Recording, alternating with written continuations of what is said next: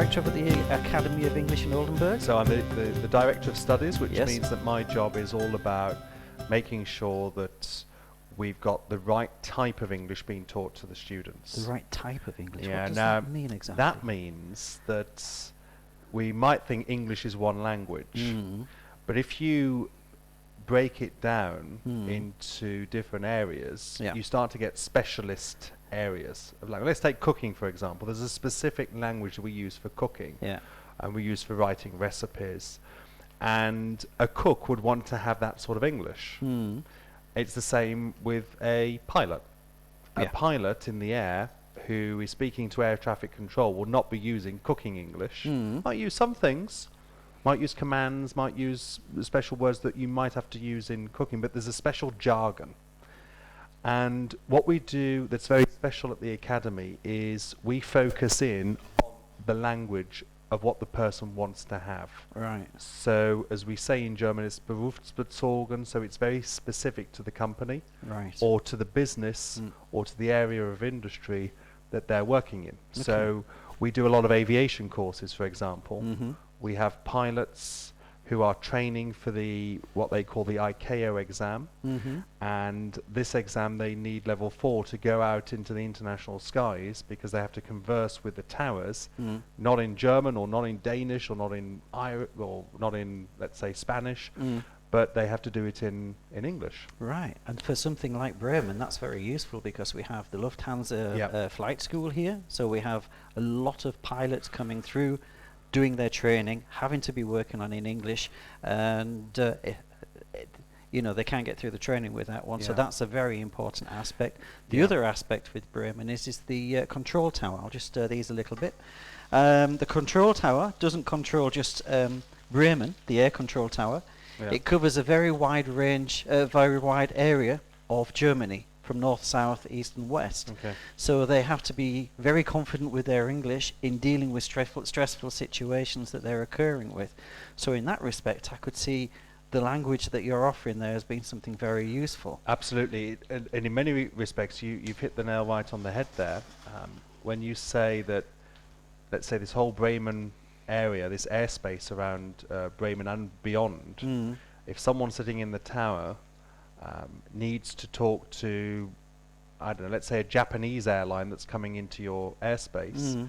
then of course the man on the ground will not be speaking Japanese, and the Japanese in the air, they have to know the English to communicate with the gentleman on the ground who must be speaking English, Mm. because air traffic control, the language of air traffic control, especially on the international scene, and even when it gets even smaller down to small units, it very much runs in English. Right. So that's our job, that's what we do. We've got a pilot, Mm. so someone who knows what he's talking about, and that's the real issue. You can put Mm. all sorts of people in front of a class, but if you don't have those experiences and that special expertise, Right. it's very difficult for you as a non-pilot to Mm. tell people who are experts in this field what they need to do. So Mm. that's the secret behind this specialist English, is that we get experts, people who are trained, who know what they're talking about because they've worked in this area or they've got experience in this area, Mm-hmm. and then we make sure that they have a teaching qualification as well. Right. So they know how to put it across in the classroom, because you might be someone from the realms of aviation. Yep. You might speak English as a foreign language, but you might not be able to do it in this classroom setting that you need to do it effectively, so that these pilots can go out and then use those skills that they've been taught in the classroom. So that's our secret. Exactly, and I can appreciate that because the biggest company next to the airport is Airbus. Yep, and of I course, spent 10 yeah. years at Airbus there. Okay. And being a native speaker, one of the greatest challenges that I had was that there were some Germans that could speak good English, Mm. but all you needed was just some small misinterpretation or Yeah. some small misunderstanding, Yeah. and the whole conversation was lost. Yeah, And this exactly, is what we're doing, is exactly. designing critical parts of an aircraft, putting a critical aircraft together Mm. to ensure that it's going to fly and be right first time. Yeah. So not only for building an aircraft, but controlling the skies and being a pilot, I can understand why you Yeah. need to have such a high level of English. It's For me, being a non-pilot, I've been up in an aircraft and steered a light aircraft around. And I should say at this point, hello to my good friend Ray Brown, because he is an examiner who examines the ICAO test, and also a very, very good cook. Right. So I'll be telling Ray about Bombay potatoes when I get back to Oldenburg. Super. Please do. Yeah.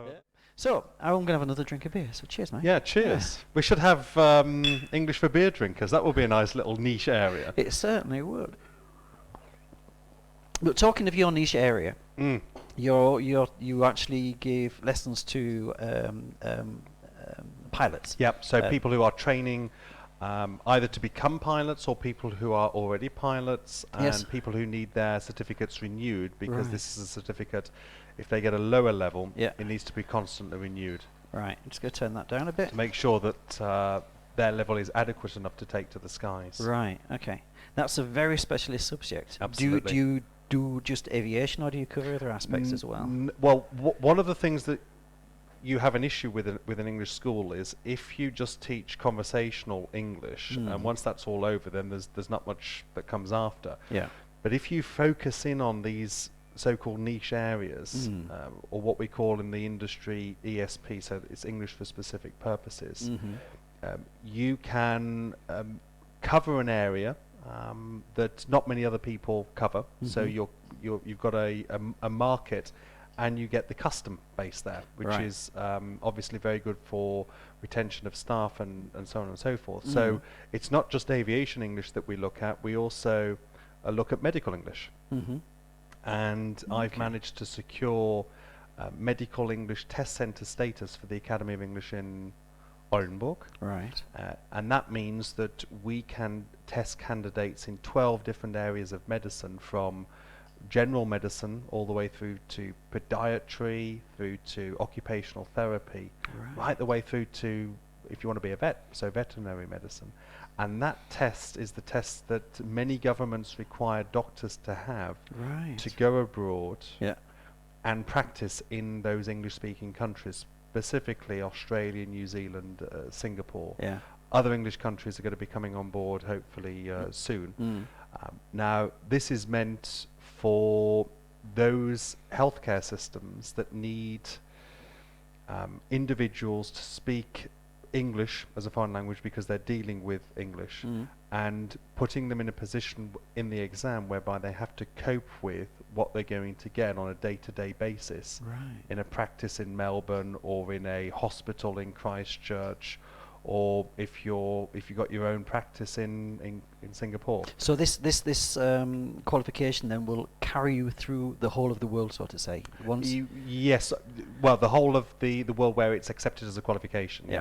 But that is seen as an international qualification. And what we do at the Academy is we don't just do the test, we also provide the preparation for the test itself. And it's a test that's very difficult. It's not a walk in the park. You really do need to prepare. You need to prepare for the skills, first of all, of listening, reading, writing and speaking.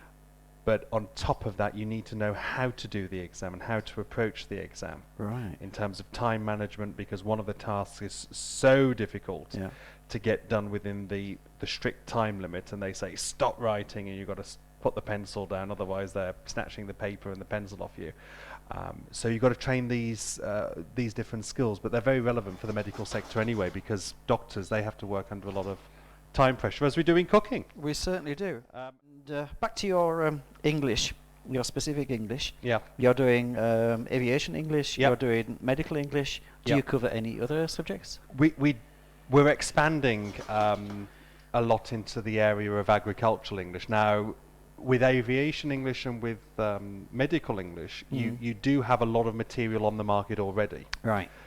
But with agricultural English, or with farming, there's not much there, because before that there wasn't much of a demand. What we're seeing now at the Academy, because the Academy is located in Oldenburg and in its southern part, and it borders huge agricultural farmland. Yeah, that's true. And what we have found is people who work in companies in places like Sandkrug and Kloppenborg, they need English to talk to international clients, where they Right. either get animal feed from, or whether they get certain ingredients that they put into feed from, whether it's people who come in to buy or to sell, and that's done on the international market. So, Right. of course, the logical language is English. Yeah. True.